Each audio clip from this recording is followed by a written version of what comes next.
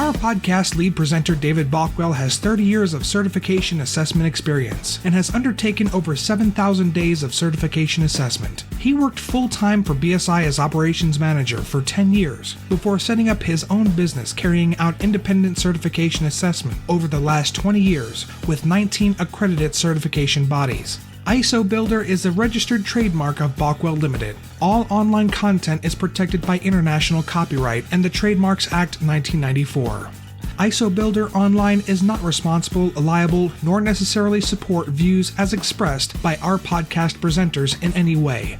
They are their own interpretation and views. We accept no liability for any content. Patrons should always source confirmatory opinions regarding interpretations of management systems in relation to their own situation and intended use. No content is intended to be offensive in any way.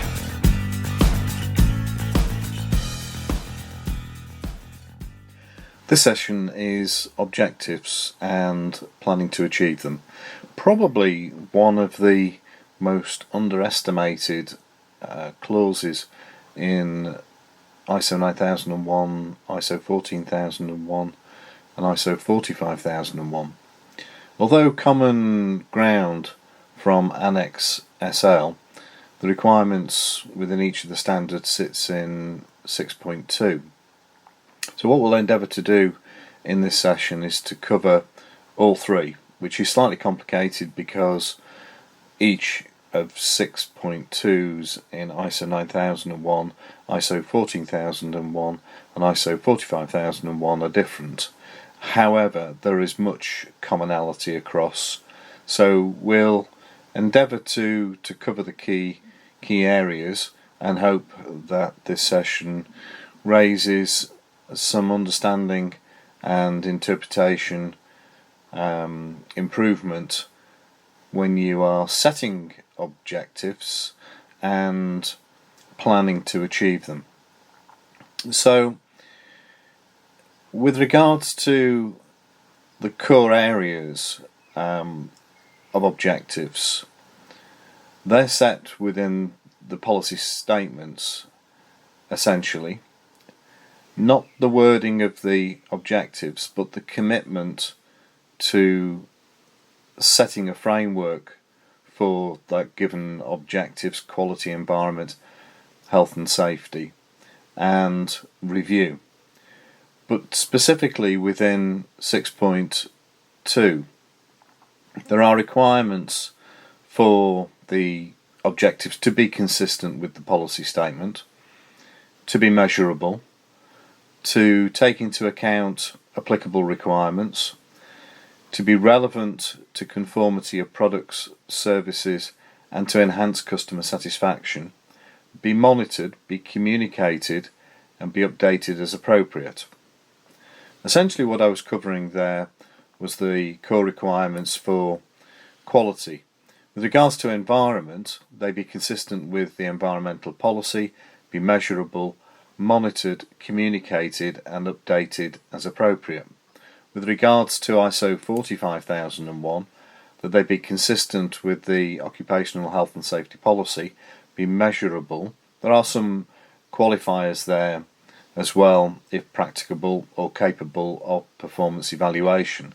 Also to take into account applicable requirements, the results of assessments of risk and opportunity from 6.122 and 6.123, and the results of consultation with workers and where they exist workers' representatives.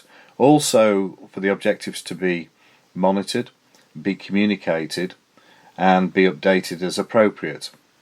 Now with regards to quality, environment and health and safety, there are requirements for documented information to be maintained. Now specifically with regards to quality, that's contained within the core requirements for quality objectives. What we find with ISO 14000 is the same. It's within the core requirements for environmental objectives.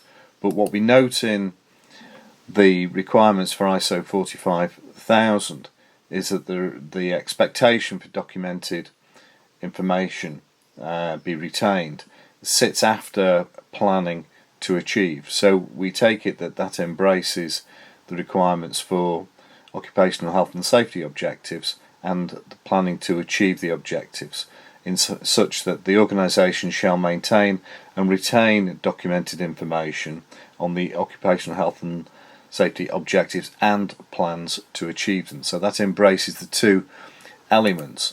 The documented information requirements simply sit within the end of the setting of objectives, establishing objectives.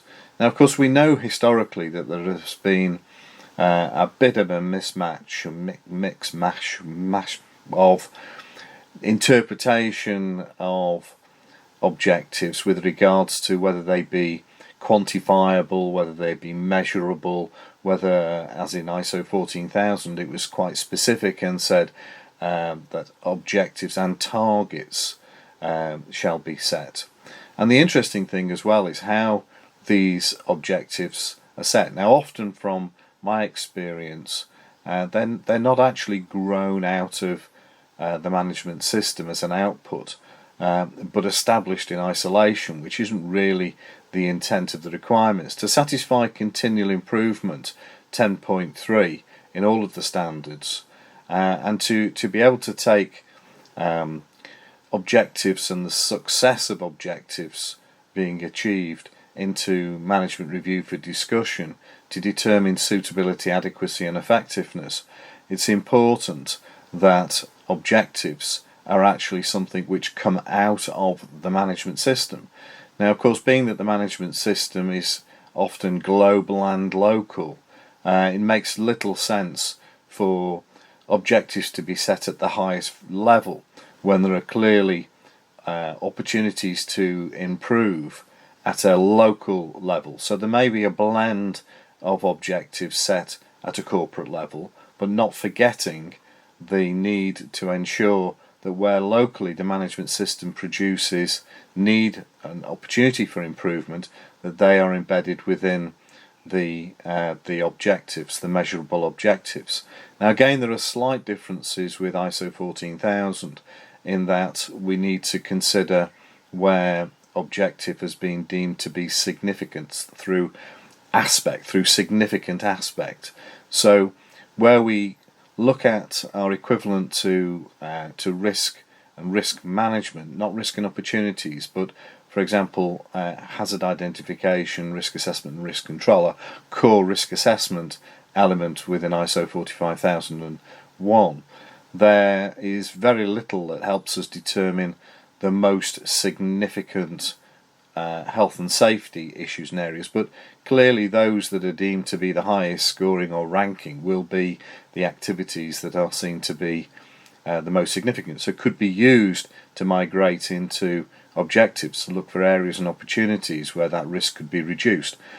For ISO 14001, when we carry out our aspect evaluation, similarly, there is the need to determine significant aspects, and those aspects be then migrated across and considered within the setting of environmental objectives.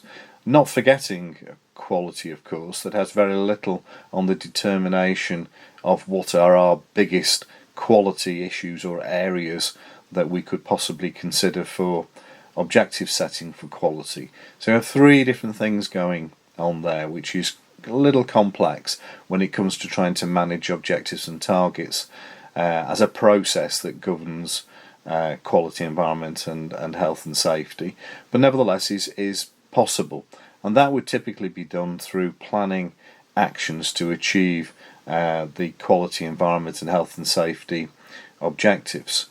And historically we had in previous standards for environment setting objectives, programs to achieve our objectives. Now these are planning actions to achieve environmental objectives, or planning to achieve our occupational health and safety objectives, and with regards to quality, when planning how to achieve its quality objectives, planning of changes. So there are some slight differences, but really the same applies in all respects, that the management systems produce outputs, and by evaluating those outputs we can determine where objectives should be set. So to set objectives in isolation of that actually doesn't work in line with the determination of opportunity for continual improvement.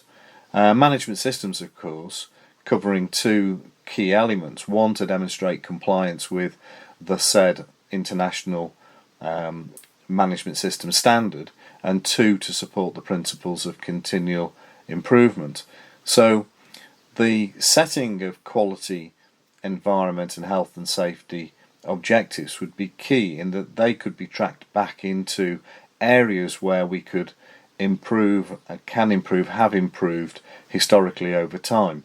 So that clearly does support the principles of continual improvement. And one thing to remember, of course, is that where these objectives are set, they are not set to take us to a point of compliance. For example, we wouldn't typically accept an objective to be legally compliant. We would go from a point of compliance beyond that. We wouldn't say where there is a specific requirement in the standard to ensure all people are competent to carry out particular activities defined within the organisation through its processes and the standard. We wouldn't set an objective then to train all people to be competent. We may well look for areas where we can improve the evidence of documented information in those areas, but there may be many other areas, including customer satisfaction, or where we want to reduce waste or improve on utilities performance, reduce the amount of electricity consumption, and there are all kinds of issues there environmentally with if premises are leased or rented, in that the monthly fees include bills and utilities, so very difficult. But nevertheless, there is still no reason why an organisation can't take the moral high ground and look to improve, reduce water consumption, even though that's fixed payment billed monthly. That may not necessarily be the same at every site or every location, but it's about looking around the management system where the management system produces outputs to turn those into opportunities for improvement, to set objectives that are smart, with targets, with measurables that take us to a better place, so that when we go to management review we can determine suitability, adequacy and effectiveness, and that typically that would be within the strategic direction of the organisation with regards to quality, environment and health and safety. So I hope that session has helped a little bit. It is quite detailed, and the best is to go into the standard and look at the expectations specifically, but hopefully what it has done has included some key areas or some highlights or some thoughts around where not to set objectives and where to set objectives. Thanks very much for listening. Bye for now. ISO Builder Online, quality information for quality managers. ISO Builder is a registered trademark of Bockwell Limited. All online content is protected by international copyright and the Trademarks Act 1994. ISO Builder Online is not responsible, liable, nor necessarily support views as expressed by our podcast presenters in any way. They are their own interpretation and views. We accept no liability for any content. Patrons should always source confirmatory opinions regarding interpretations of management systems in relation to their own situation and intended use. No content is intended to be offensive in any way. Bockwell Limited, Management Systems Consultancy Audit and Training. Contact us by email, davidbalkwell@balkwellltd.com or office@balkwellltd.com. Established in 1999.